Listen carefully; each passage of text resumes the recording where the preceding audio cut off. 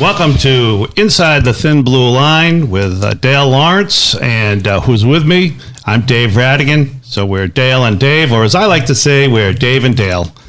And we're joined again. We're joined again this episode by Ray and Juan. Ray is on my left. Juan is on my right. I know that doesn't matter to anybody because nobody can see, but it's important for me to know because I need to remember this stuff because they basically they look like twin brothers, the two of them.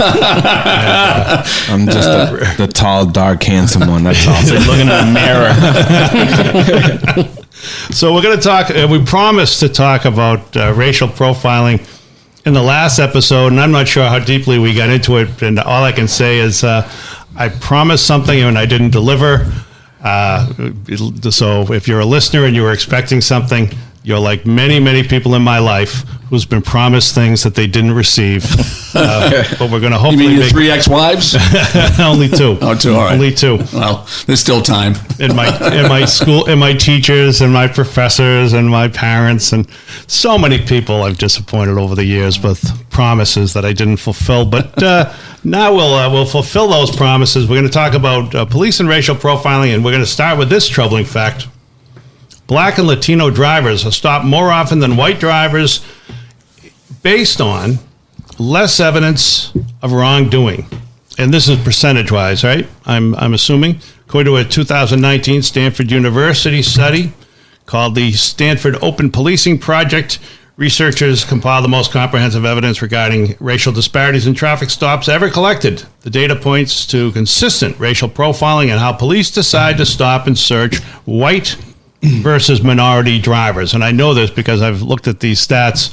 I think the categories, I'm going to say this and then I'm going to probably get it wrong, but there's white, Hispanic, and black and Asian is the And then I think there's an other. The category. There is an other. There's like 5 categories. Okay. One would be other, which would be everyone else, probably Middle Eastern, places like that. Whenever I think about these studies, and obviously there's interracial children and mingling, and I think about Wanda Sykes Hall had a line about Derek Jeter because Derek Jeter was mixed race, and there was a question about is he black, is he this or is that. She says let him get a cab in New York City or try to get a cab in New York City after midnight, then he'll find out if he's black or not. So yeah. So this is an interesting thing, and were you surprised? The study. The results are interesting because I don't know. I used to be. Did I tell you, Dave, that I used to be a crime analyst? I knew that. Yeah, I knew that you might be able to analyze these in a way that makes my experience. Yep.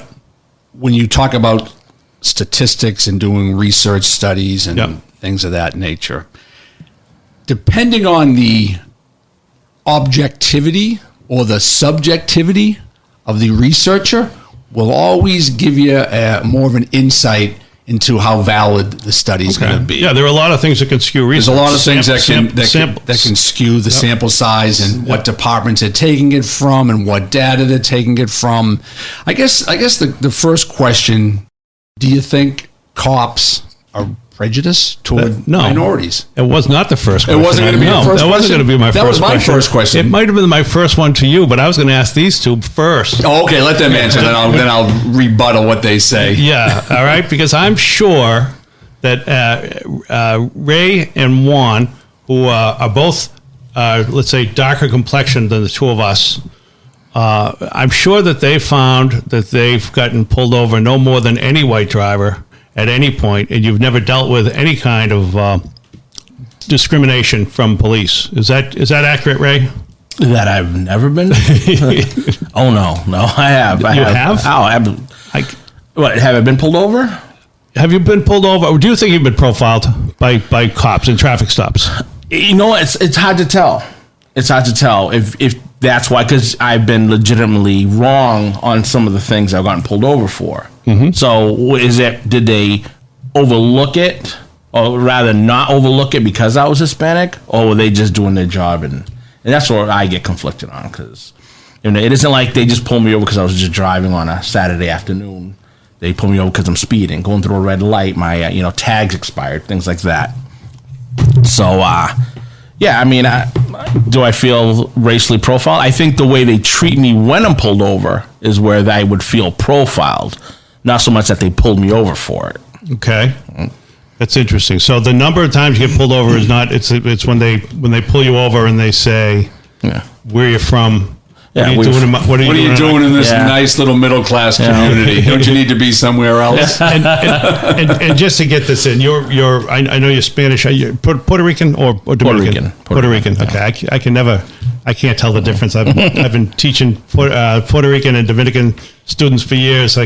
Unless you've got Roberto Clemente on your shirt, I don't know that you're Puerto Rican. All right, and how about you, Juan? And Juan, you're dark-skinned. Are you Dominican as well? I'm Dominican, yes. Okay. Yes, I'm Dominican. And how about you? You get pulled over more often, do you think, than... Well, I can tell you, and I keep a record of this in my mind. Okay. You're like Pedro Martinez. So you don't write it down like Kurt Schilling. You keep it in your mind. Yeah, I have it all in my mind. You know, when I was younger, I used to speed a lot. And I didn't know any better. Mm-hmm. You know, I just wanted to get to the parties earlier, have some fun. Get the prime choice of all the nice-looking girls. But I've been pulled over, actually, 33 times. Wow. 33 times? 33 times. And that's not counting, once I started keeping track record. Right. So I actually been pulled over more than 33 times. But I started counting the times I got pulled over because... I started to appeal. I started to appeal my traffic violations every time I got a ticket. So my record is actually 27-6. So that means I've won 27 traffic violations. Wow. And lost 6. And just to put this into perspective, I'm looking at you. I'm guessing you're probably about what, like 70, 75, 70, maybe 77 years old. Oh, yeah. Let me tell you. No, I'm 40. You're 40. So you're 40 years old. 40 looking like a 30, ladies. Yeah. And on the 1 to 10 scale, what do you think, a 5? Ray, what? 5, pushing the 5, 5.5 maybe? That's a 5 after a shower. So if it's 33 times, I mean, basically, let's say you get your... let's say that you get your license at age 17 or 16 and a half. No, so actually, I was raised in Puerto Rico, and over there you're allowed to drive at a younger age. So how old? I got my license when I was 15. Okay. Yep. I got my license when I was 15, and I started driving, when I was 12. Okay. Yeah, because it's very different over there. Yeah, there's no laws. Okay, go ahead. All right, so so these 33 stops have been all in the United States? Yes. Okay. How long have you been living here? I've been living here. Wow, I came here in 1987. So don't make me do math. It's been don't make me do math. I've been pulled over once in my life, and I'm 56. Oh, good for once you. in my life, I've been pulled. I'm listening to you. I wonder what you're why. Saying. I wonder why. Once in my life. I wonder why. What are we talking about here? Yeah, right? I think we're talking about a guy who probably. What did you get pulled over for? What's that? What did you get pulled over? My tail light was out up in New Hampshire. Yeah. Probably fixed it for you and had to let you go on your way. He fixed it for me. He brought me lunch. He apologized 100 times over. I'm so sorry. I didn't know from a distance you looked a lot darker than I see you by now. No, he's probably driving. His hands are at 2:00 and 10:00. He's probably driving 5 miles under the speed limit. He's probably driving a Toyota Corolla. I don't know what it was back then. I definitely had no money back then. Yeah. It was like a Ford Escort or something like that. Yeah, listen to Johnny Cash driving. Yeah, they weren't pulling you over. Johnny Cash. Well, this is one of the other things that I when I talk to my students are all, 17 to 21, and they're in a group that gets hassled by police, which is that they're young drivers, and a lot of them have lousy cars, cheaper cars, things like that. Stolen cars, maybe? No. What's that? Stolen cars? No. Not my students. Not my students. Anyway, what do you make of Dale? What do you make of these of the study? Well, I'm sure the study is valid, and I'm sure they did their due diligence and they got the information. And I think, depending on how you interpret the data, I think I have 2 Hispanic people sitting right in front of me, and they're telling me to my face that cops look at us differently in certain communities. And I think he's right. I think that in some communities, smaller communities, that they might perceive Juan coming through the community at 2 a.m, with a tinted out window. Maybe is he dealing drugs? Is he dropping drugs? Just because it's ingrained in their head, sometimes in their training, or just because they can't think outside the box and say, hey, he's just a normal guy, just leave him alone. So you're talking about cops. You have to deal with cops from the human element. Cops are human. Okay. All right. But I think from my experience, most cops that I know, that I personally know, most that I know, don't look at people that way. They look at the situation. What's going on around me? What's the situation? Regardless of black, white, Asian, whatever the situation may be. But then in other instances, smaller percentages, there definitely are cops that may look at someone such as Juan or Ray as a potential, for lack of a better term, drug dealer.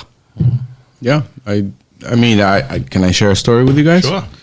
I was driving. I had purchased a new car. It was a Honda 2012.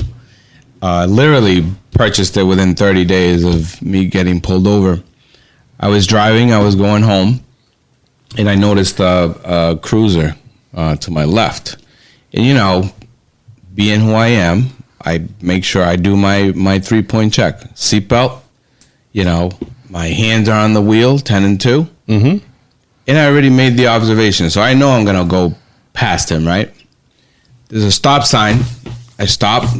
I count 1001, 1002, and I proceed, right?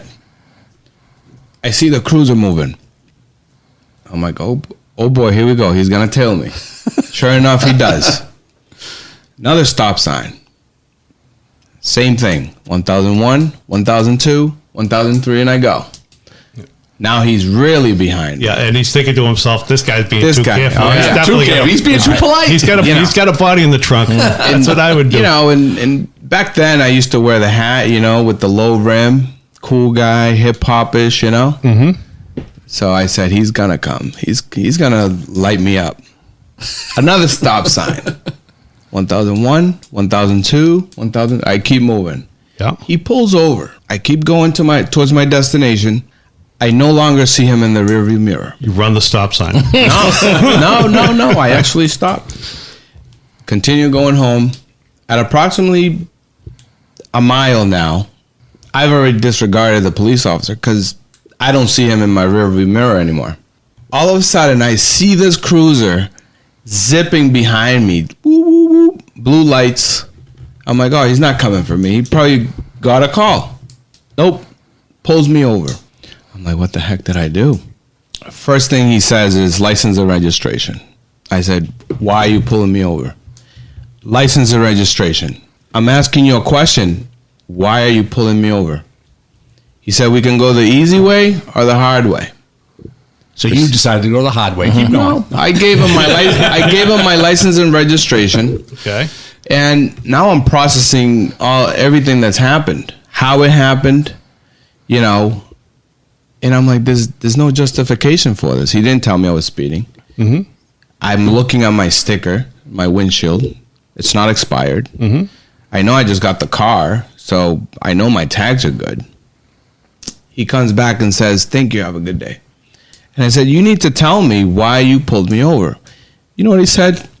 He said, it's because you have a dual exhaust. A dual exhaust? What are you talking about? What are you talking about? I just bought this car. I literally drove it off the lot, not even 30 days ago. Well, that's all I have for you. Threw back the license and my registration, and he walked away. Yeah, some of the standard responses from certain cops who are out there not necessarily doing the right thing, they'll come at you with the tint. I bought the car from Toyota. This is what they sold me. I'm sure Toyota would know if the tint's legal or not. Oh no, your tint is above the allotted limit. Full of shit. He's just saying that. Yep. Dual exhaust. Yeah, well, dual exhausts are illegal in this state, which they're not.